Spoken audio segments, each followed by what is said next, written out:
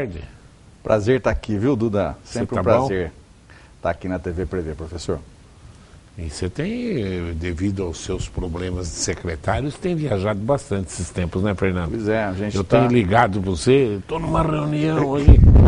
A gente tem corrido porque o setor saúde é dos setores, dentro desse quadro que o país está passando, professor, é dos setores que mais sofrem. Quer dizer, a gente tem uma crise econômica aí e é um setor que sofre. Primeiro porque tem restrição de recursos, né? As possibilidades diminuem de se fazer as coisas. E o segundo lugar porque aumenta a demanda. Então são duas coisas que contribuem no agravamento da crise. E aí a gente tem tido uma série de reuniões, participação na próprio Congresso Nacional, para ver se a gente tem medidas positivas para que a gente consiga conduzir a área pública de saúde, o que não está fácil. Ô Fernando, a gente vê pelas redes sociais, principalmente na Europa, nos Estados Unidos, uma certa propaganda negativa à realização das Olimpíadas no Brasil, em cima da violência e em cima dessas doenças que é o Zika e etc. E há quem até está sugerindo de que se cancele as Olimpíadas. Você acha que uma atitude drástica dessa seria necessário, Fernando?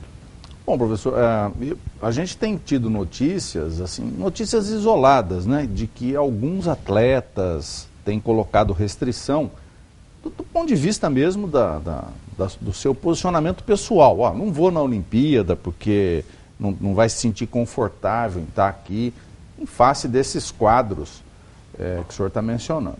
Agora, em termos dos órgãos oficiais, final de semana, os últimos dias aí, houve uma declaração da Organização Mundial de Saúde no sentido de que não via razão para que haja um adiamento das Olimpíadas em função, por exemplo, de Zika vírus.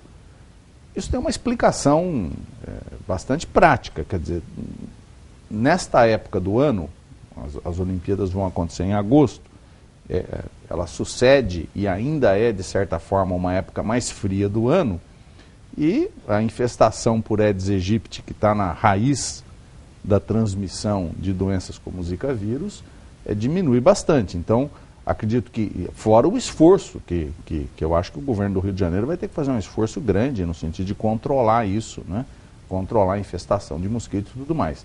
Então, a Organização Mundial de Saúde colocou uma nota de que não havia necessidade, não via razão técnica de adiamento da Olimpíada. Agora, o posicionamento individual de alguns atletas talvez tire o brilho da Olimpíada, talvez alguns atletas importantes possam deixar de vir aqui, mesmo tendo a Olimpíada, deixar de vir aqui em função disso, né?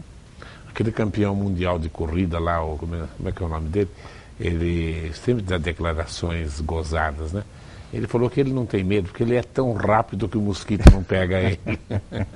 Não é o nome dele? Também não lembro o nome dele, professor. Mas sempre coisas pitorescas. Aqui em Bauru, como é que você explica? Eu sei a resposta, mas o nosso telespectador vai querer ouvir. Por que diminuiu tanto a infestação do Aedes aqui em Bauru, Fernando? Bom, eu acho que, primeiro, ela ainda continua em níveis suficientes para ter transmissão de dengue. Nós ainda temos transmissão de dengue na cidade. Estamos próximos de 1.200 casos neste ano aqui, né? Então, ainda há um certo nível de infestação pelo mosquito.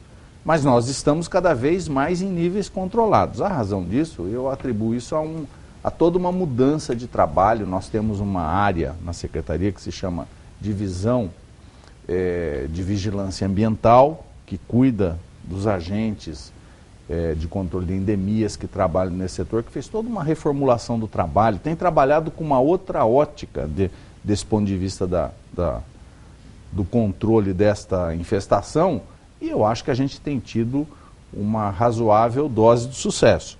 Embora a gente tenha tido muito caso esse ano, eu sempre brinco, né? Se a gente somar tudo o que já aconteceu de dengue no município de Bauru, ao longo de todos esses anos, não dá o que tem de dengue em um ano em certos municípios do estado de São Paulo, como por exemplo Ribeirão Preto, Rio Preto, né? Então, não dá. Então eu acho que a gente tem um trabalho satisfatório. Agora, mostra também que mesmo com um trabalho satisfatório, continua tendo o caso, porque é muito difícil controlar uma doença controlando o vetor da doença, controlando o mosquito.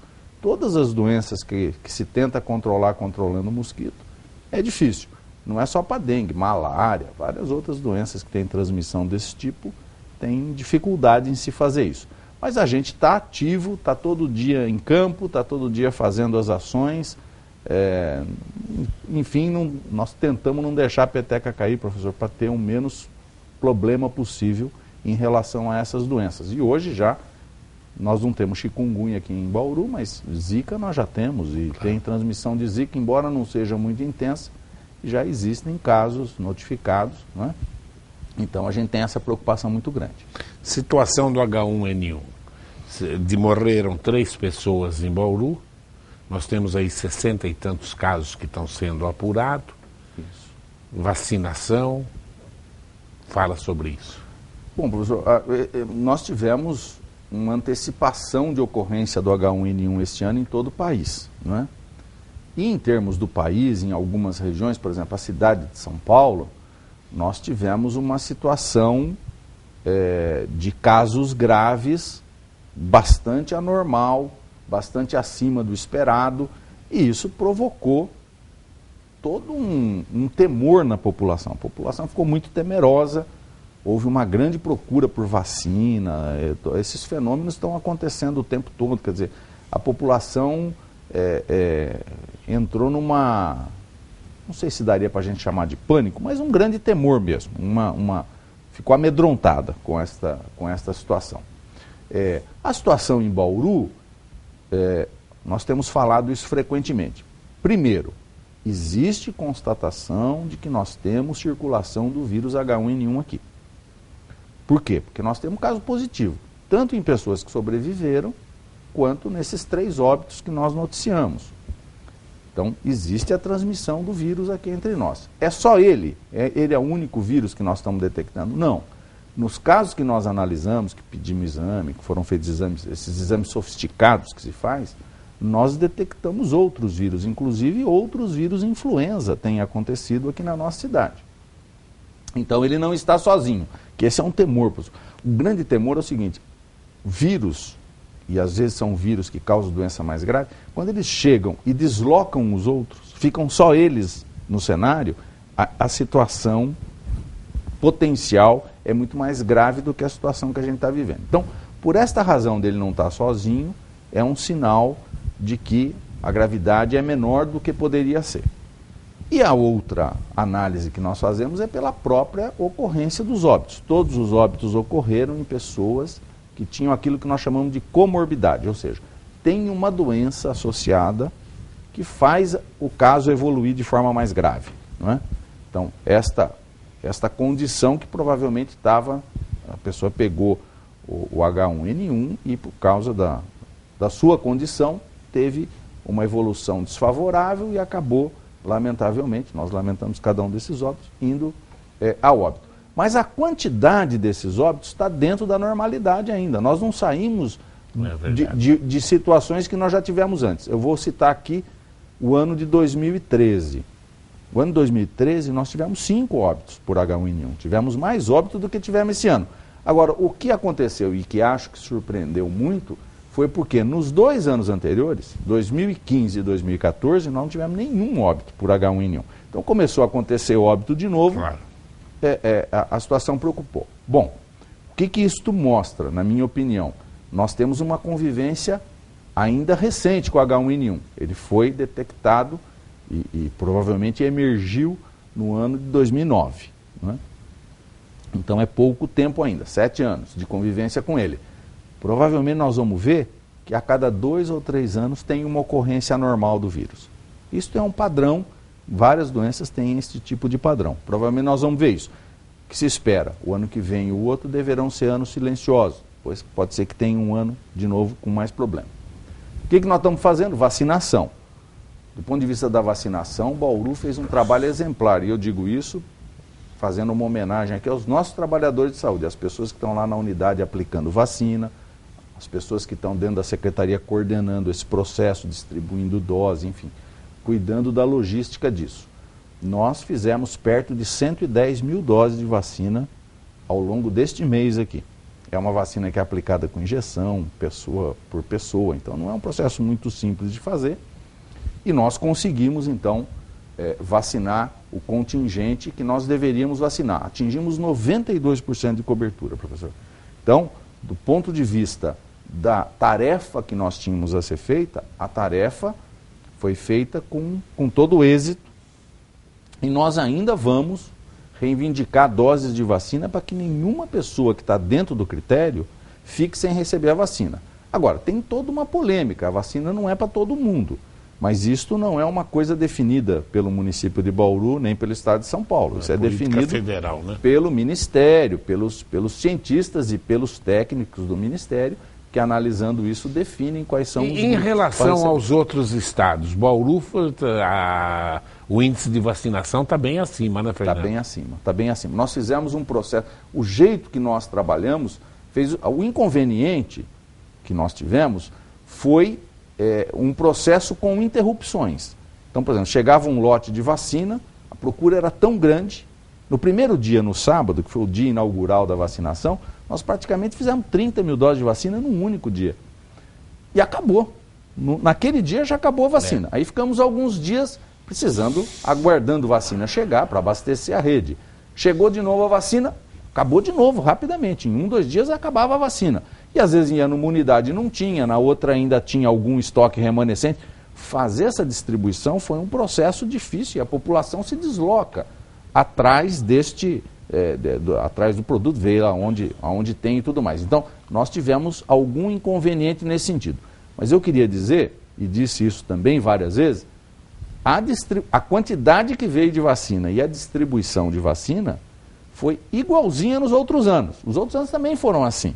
O que nós tivemos diferente esse ano foi a procura. Procura maior. A procura foi muito maior do que aquilo que a gente estava esperando. E nós tivemos, tanto para conseguir as doses de vacina, quanto para distribuir a vacina, para coordenar esse processo, uma grande colaboração da Vigilância Epidemiológica do Estado, que nos ajudou muito nesse sentido, e nós queremos manter essa meta. Todo mundo que tem direito a receber a dose de vacina pelos critérios, receber. Nossa cobertura está muito boa, melhor que outros municípios e outros estados. Agora, nós continuamos preocupados, e eu quero aqui fazer um apelo, nós continuamos preocupados com gestante.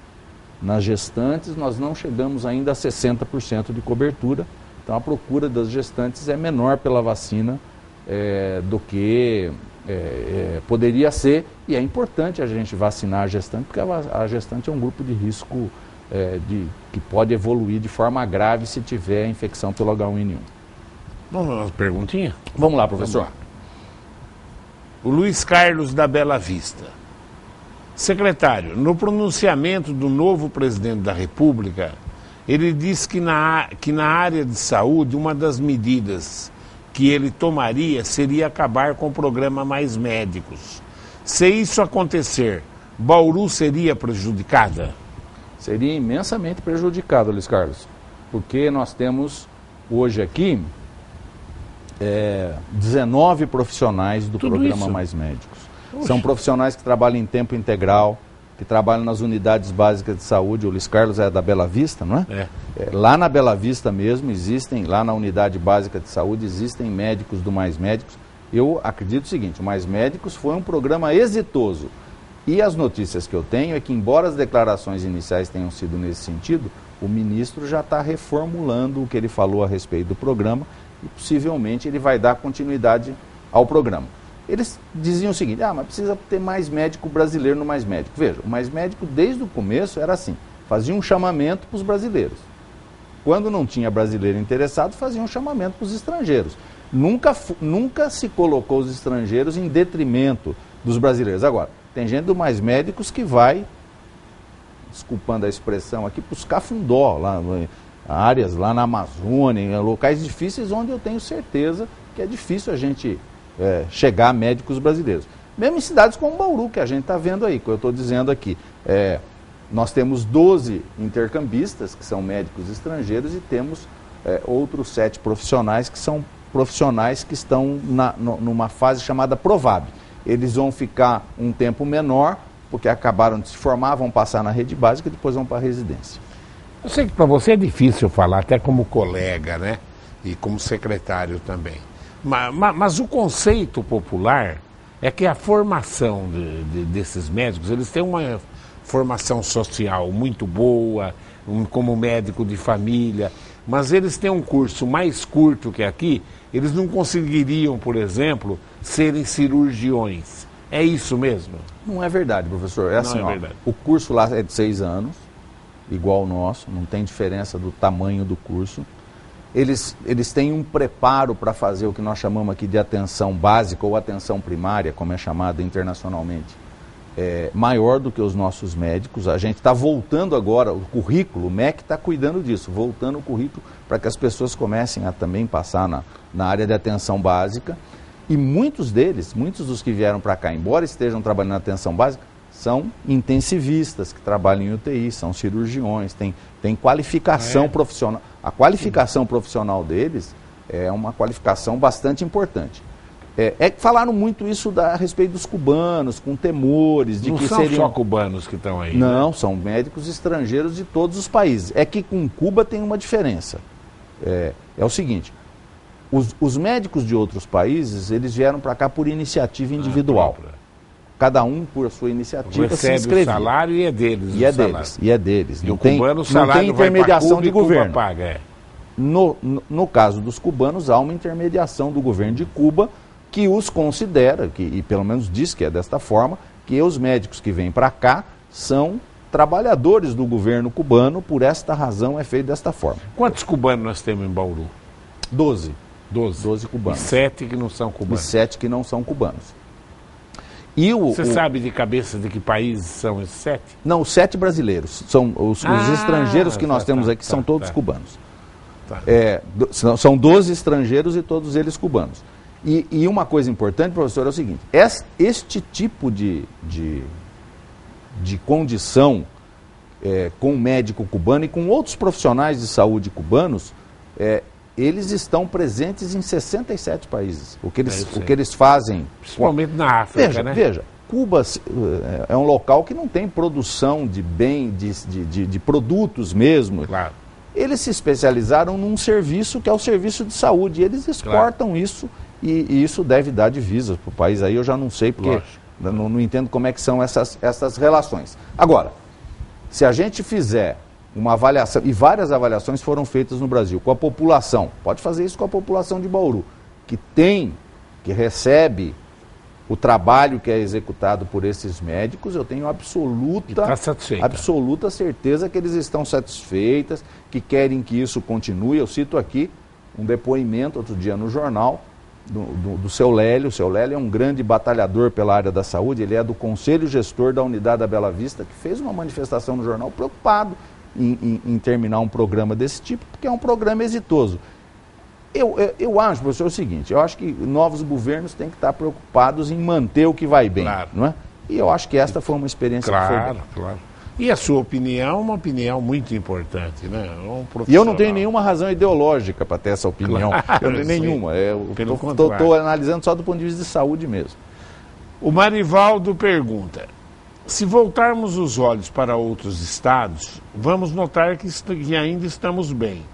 E quanto a essas doenças endêmicas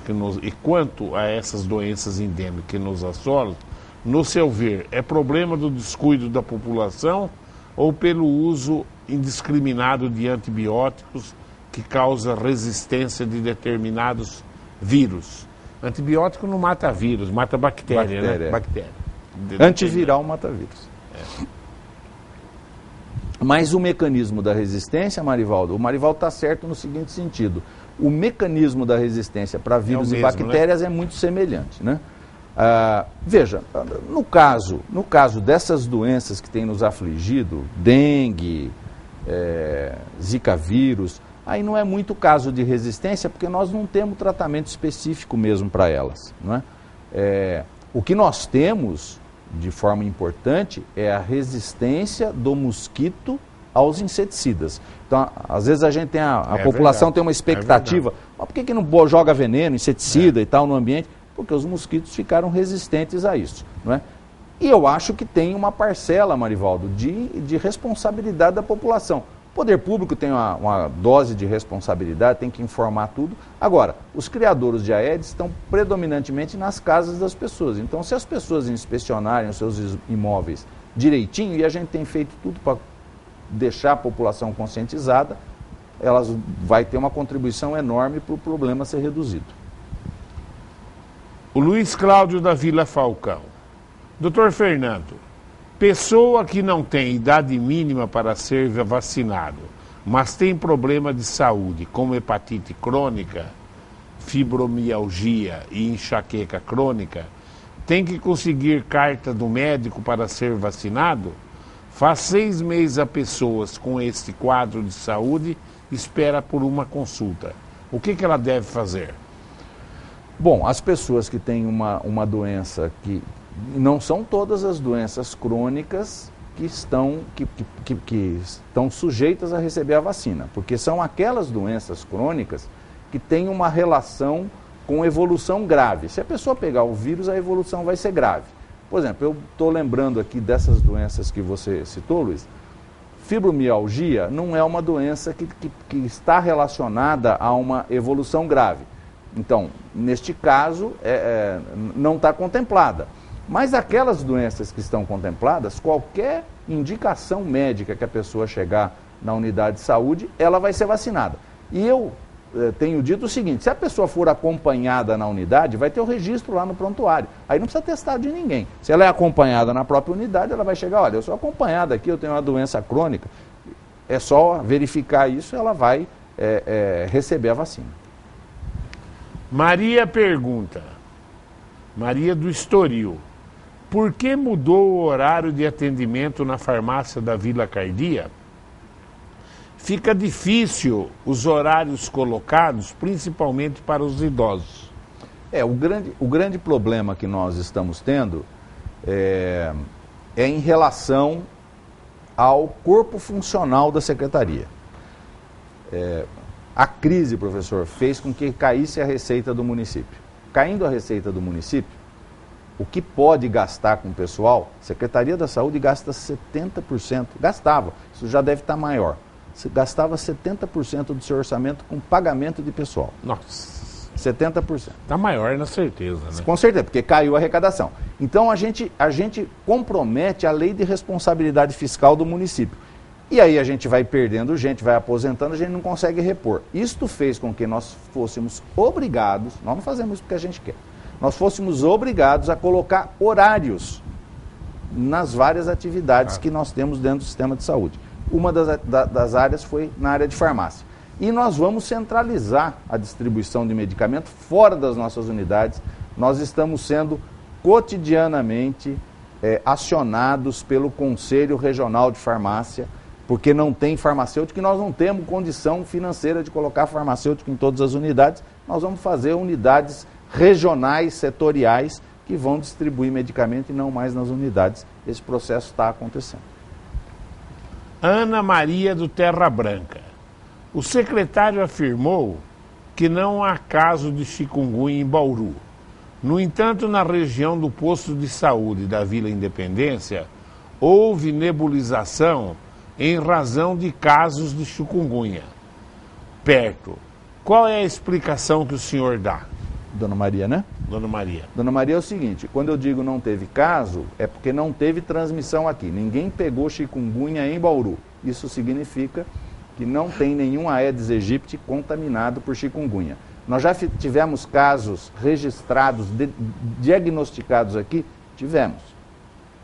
Esses casos tiveram a transmissão da doença fora daqui, no Nordeste brasileiro. Então a pessoa foi para o Nordeste, o mosquito lá do Nordeste picou a pessoa pegou a doença, pegou um avião, voltou para Bauru.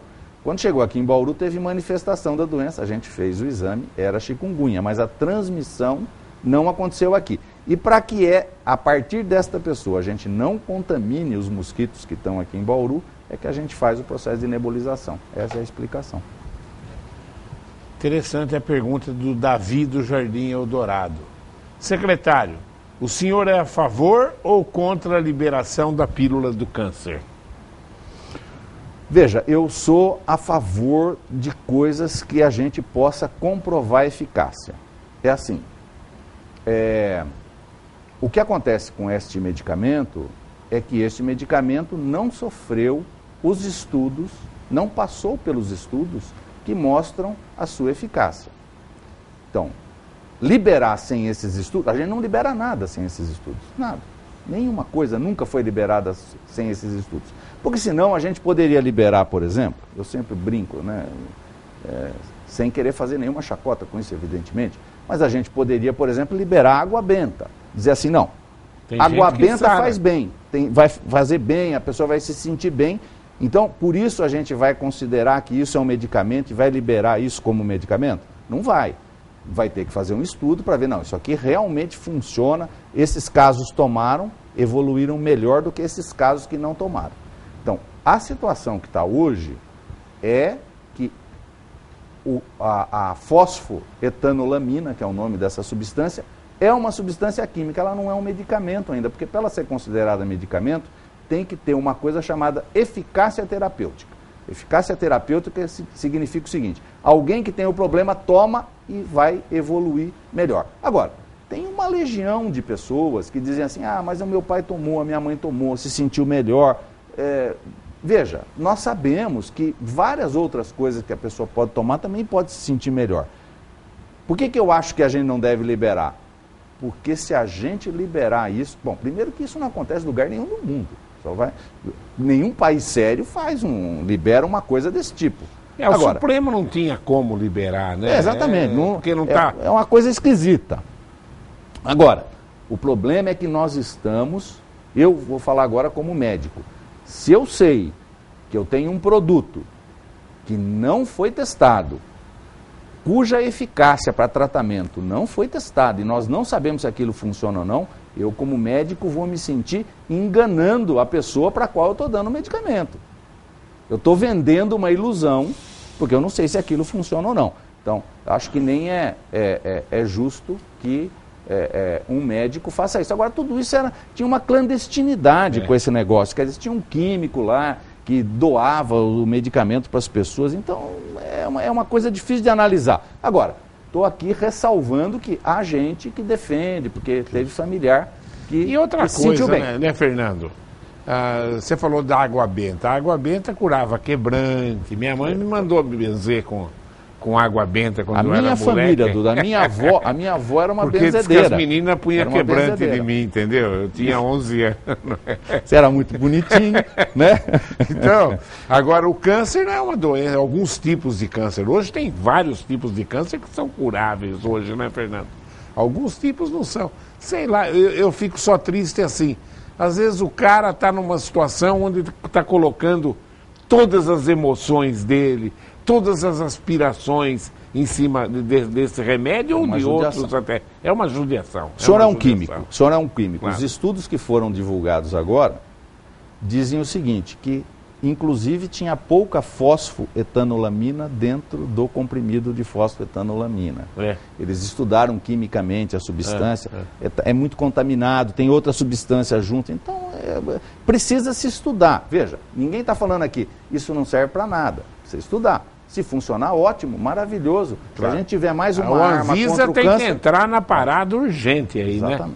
E eles estão, né? Eles estão fazendo pesquisa. Estão fazendo pesquisa sobre isso. Você lembra, uns 30, eu dava aula em Pirajuí, ainda faz mais de 40 anos, não tinha nem o Prevê, então. Não, acho que eu tinha começado, quando eu fundei o Prevê, eu mudei para cá já. O Prevê tem 43, quando disseram que o IP roxo curava o câncer. Tanto é que você não acha mais IP roxo, você acha só o amarelo e o branco.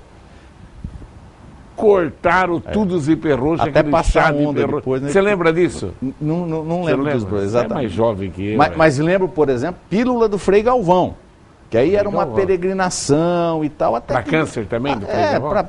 É meio que, em geral, essa substância é meio que um cura tudo e tal. Essa estão falando do câncer, anuncia assim, porque câncer, é o seguinte, câncer é um conjunto enorme de doenças. Cada uma é diferente da outra.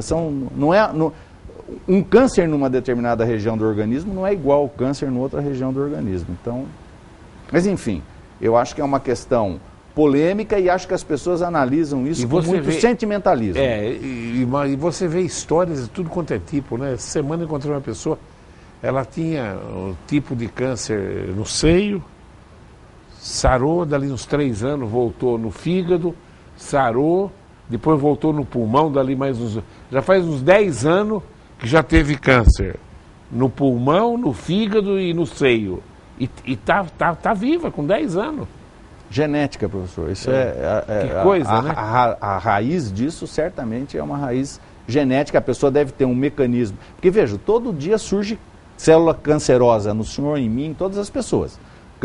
Célula de câncer surge todo dia. Aí o nosso sistema de defesa, o sistema imunológico, vai lá e bloqueia isso. Então, se a pessoa tiver um defeito nesse nível, aquilo prolifera, né? Então, provavelmente isso seja marcado geneticamente.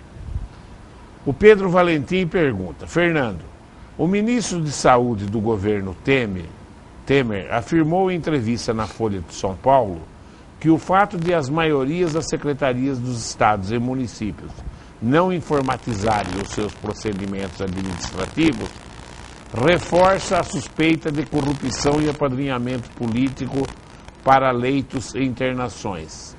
Pergunto, o senhor concorda com essa afirmação do ministro? E por que a nossa saúde municipal ainda não está informatizada aqui em Bauru? Bom, Pedro, a saúde aqui está muito mais informatizada do que quando eu cheguei. Já está praticamente completado o processo em vários segmentos de informatização. A gente avançou muito nisso. Inclusive numa coisa que eu sei que você era um entusiasta, que era informatizar as pessoas...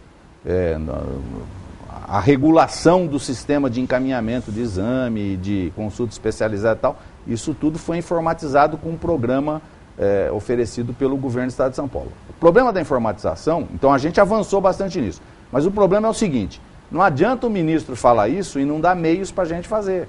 Então veja, eu não acredito que isso está ligado a grande clientelismo, não. Isso está ligado à nossa incapacidade de caminhar numa série de processos que deveriam estar mais adiantados. Muito bem. Se vende a informatização como uma coisa simples, é uma coisa muito complexa, né? O problema é que se faz uma discussão simplista desse problema, que não é um problema simples. Para que isso tenha sucesso, tem que informatizar o sistema inteiro. E aí... os programas, os sistemas de informática têm que ser sistemas que se comuniquem ou serem sistemas unificados. Por exemplo, o banco. O Banco do Brasil conversa com o banco privado, com o Bradesco, o Itaú, eles se conversam entre si. Por quê? Porque existe uma rede interligada. Se não fizer isso no sistema de saúde, não tem como você informatizar por pequenos pedaços. Isso é muito difícil de fazer. E quero dar uma notícia aqui, é uma coisa que eu... estudando essa questão de informatização, descobri recentemente. Um dos locais mais adiantados da Europa em sistema de saúde é a Catalunha, que fica na Espanha.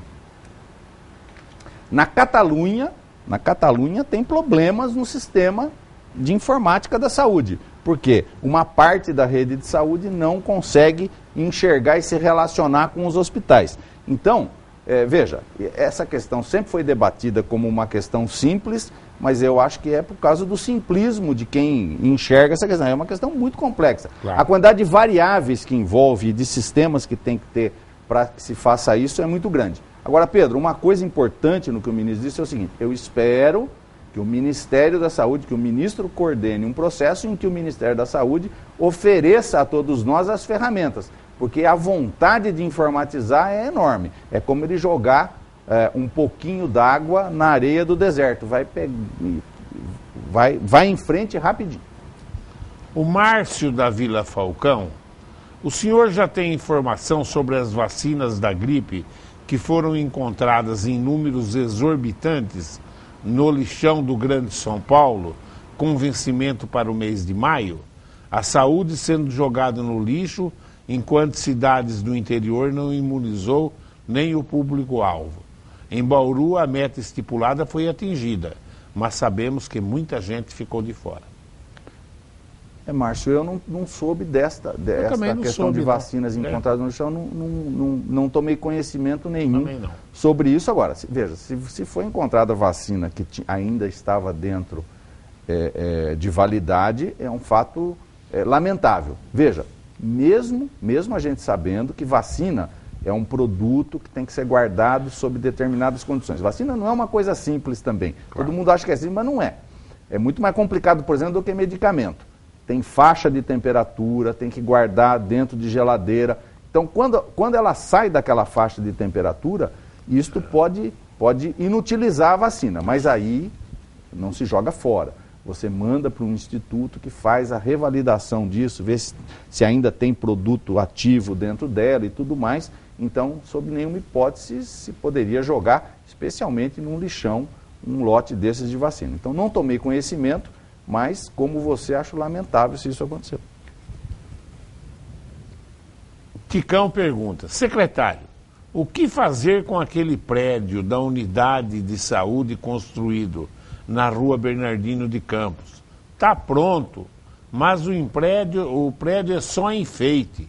O que fazer com ele? Ah, Ticão. Tudo bem, Ticão? Um abraço para o Ticão. O que fazer com ele, Ticão? Colocar para funcionar. É isso que nós pretendemos fazer. Eu havia dito aqui anteriormente em outra pergunta, o desafio que nós temos hoje é contratação de pessoal. O problema da lei de responsabilidade fiscal, nós somos sujeitos ao cumprimento da lei e aí tem vários condicionantes para a gente conseguir colocar para funcionar, mas no nosso planejamento nós queremos que no máximo no início do próximo semestre o prédio, tanto do Jardim Jussara, quanto o prédio do Mendonça Chapadão, também ficou pronto, ambos estejam funcionando. Essa é a nossa meta, entregar tudo que nós fizemos funcionando. Agora, tem sido um desafio por causa disso, por causa da questão dos recursos. Não é nem uma questão só de recurso, é uma questão de atingir o limite que a lei não permite que se atinja. Bruna pergunta, do Jardim Ferraza, Bruna. A Secretaria Municipal de Bauru confirmou 4 surtos de cachumba neste ano. Como explicar esse surto? Temos há muito tempo a vacina em Bauru? Pois é, Bruno, a explicação é a vacina. Eu vou dizer aqui por quê. Como é que funcionava antigamente, antes da vacina? As pessoas tinham cachumba. Normalmente, quando era criança, a pessoa tinha cachumba. Quando a pessoa tem a cachumba, tem a doença, ou seja, tem aquilo que nós chamamos de vírus selvagem, que é o vírus original que está na natureza, a imunidade é permanente. Ela vai ter imunidade para a vida inteira. O que acontece numa pessoa que é vacinada? O anticorpo que a pessoa adquire, portanto a resistência à doença, vai caindo ao longo do tempo. E aí você pode, quando você junta uma quantidade de pessoas que tiveram um declínio dos anticorpos, você junta aquilo que nós chamamos de pessoas suscetíveis. Quando se junta isso, a gente pode ter surto novamente de cachumba. Então, todas as doenças para as quais a gente tem vacina, a vacina protege, é importante as pessoas tomarem a vacina, mas ao longo do tempo, a proteção que a vacina dá é menor do que a proteção que a pessoa teria se tivesse pego a doença. Ousado isso. É menos eficaz, professor. Porque são vírus modificados, né? Quando faz a vacina, modifica o vírus. Isso também acaba tirando um certo poder imunogênico do vírus. Veja esse caso que eu vou contar um depoimento meu, para você dizer se foi coincidência ou se realmente teve... Antigamente, quando podia caçar, eu era caçador de codorna e de perdiz. Então eu tinha meus perdigueiros. Eu tinha um perdigueiro maravilhoso. Era uma coisa... Levantava Não. o que tivesse lá no mato. Eu tinha minhas filhas gêmeas pequenininhas, acompanhava o cara. O perdigueiro era um cachorro manso. Então, quando eu cuidava das minhas filhas, ninguém encostava no carrinho, que para isso ele mordia. Era uma colossal. Um dia, e naquela época não tinha campanhas de vacinação. Quando você tinha que vacinar, você ia naqueles veterinários que eram práticos e os caras vacinavam. Eu morava em Presidente Alves, eu era casadinho de novo. Bom, nisso passou aqueles caras, era comum isso antigamente, vacinando de casa em casa. Você chegou a pegar isso ou não? Opa, umas viatura laranja. Isso, vacinando de casa em casa e vacinando contra a raiva. Vacinando contra a raiva. Aí o cara deu as vacinas, eu paguei lá, deu a vacina, e eu guardei os frasquinhos num quartinho que eu tinha lá fora. Dali uns 15 dias, mais ou menos, eu estou assistindo a Hebe Camargo. Nem lembro que canal a Hebe estava. Ainda não era na Globo, nem nada. Não. Aí assistindo a Hebe Camargo, aí aparece um médico lá, infectologista, denuncia que os caras estavam correndo de casa em casa e a vacina estava dando raiva nos cachorros, que estava mal esterilizada, não sei o quê. Eu me lembro que eu fui lá fora, de noite mesmo, não era a Hebe, 11 horas da noite. Fui lá fora, peguei o frasco, batata, era o frasco que o cara falava na televisão. Dali uns 20 dias, o meu cachorro ficou louco, deu aquela raiva, entorta a boca, começa a babar, raiva, tem até um nome, né? Tipo, não é nervosa, e baba, ele não consegue morder. E eu fui obrigado eu mesmo levei meu cachorro e dei um tiro nele, executei o meu cachorro naquela época em prantos, né?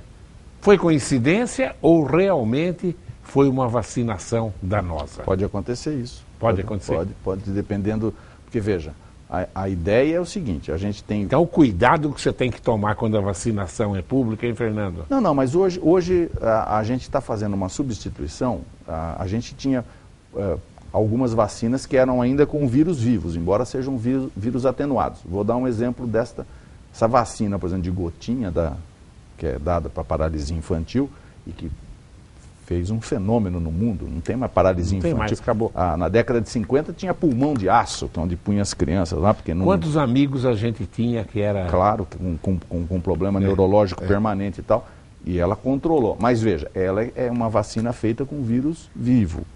É que conseguiram atenuar o vírus a ponto dele trazer um risco mínimo, hein? Assim mesmo pode ter algum risco. Mas, como esse risco é muito pequeno, mas hoje não tem mais paralisia, a gente não, pelo menos alguns lugares do mundo ainda tem, mas praticamente não tem no mundo.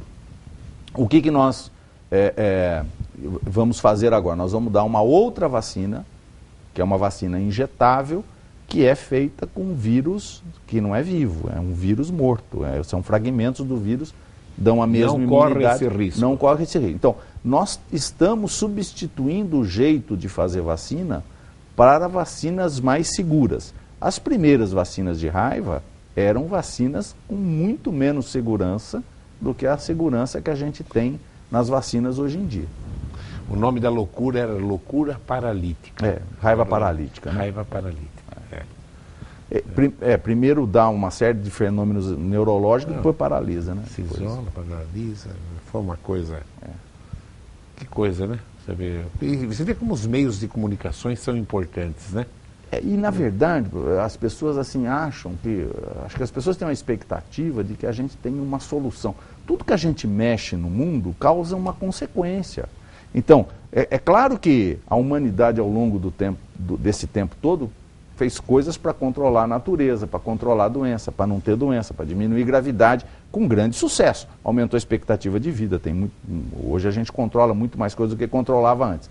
Mas cada fator que a gente mexe, a gente causa uma consequência. Então, por exemplo, jogar veneno no mosquito da dengue vai causar uma consequência porque o mosquito vai ficar resistente. Se soltar aqui mosquito transgênico, nós não sabemos exatamente, quando modifica o mosquito, que consequência que vai ter depois.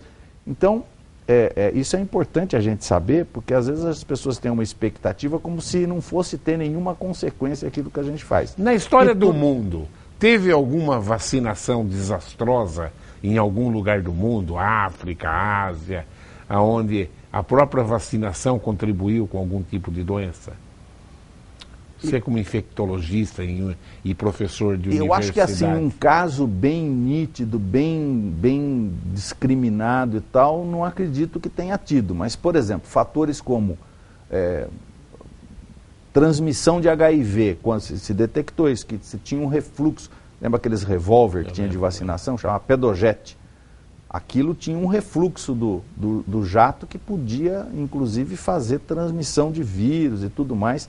Acredito que em alguns locais pode ter acontecido isso, pode ter tido transmissão. Transmissão de hepatite C. Antigamente não tinha nada esterilizado, então, claro, eu não estou falando aqui de uma questão ligada à vacina especificamente, mas nós já fizemos procedimentos que causaram, além do bem que eles estavam determinados a causar, também causaram como consequência algum mal. Isso já existiu. Isso é provável, né? Bastante na história da medicina. Fernando, mais alguma coisa? Professor, só agradecer a oportunidade da gente estar aqui e debatendo um setor que é tão vital para as pessoas e tão crítico no país, né? Tão difícil de ser conduzido, e hoje a gente olha com grande temor.